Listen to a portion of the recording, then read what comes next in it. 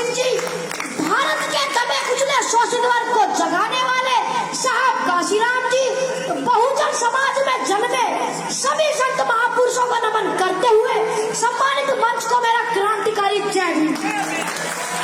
साथियों, आज 14 अप्रैल बाबा साहब के जन्म दिवस की आप सभी को हार्दिक शुभकामनाएं देता हूँ। आप सभी का आभार व्यक्त करता हूँ, हार्दिक अभिनंदन स्वागत करता हूँ।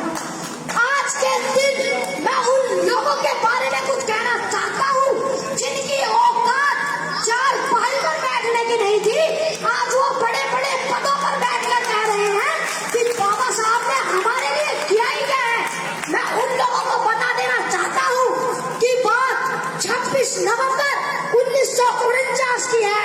26 नवंबर 1949 को बाबा साहब ने इस देश का संविधान बनाकर तैयार किया और जब बाबा साहब संविधान को लेकर संसद भवन में पेश कर वापस आ रहे थे, तब वहां पर एक महापुरुष थे जिनका नाम था आचार्य कृपाली जी। आचार्य कृपाली जी ने पूछा, अरे अम्बेडकर, आज आप इतने खुशनजर क्यों आ रहे हो?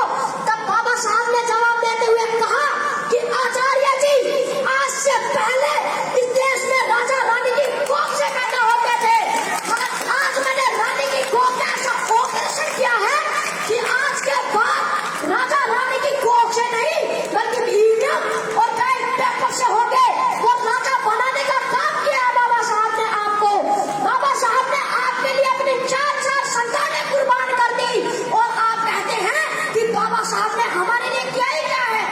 नींदें अपनी खोकर जगाया हमको, आंसू अपने गिराकर हंसाया हमको।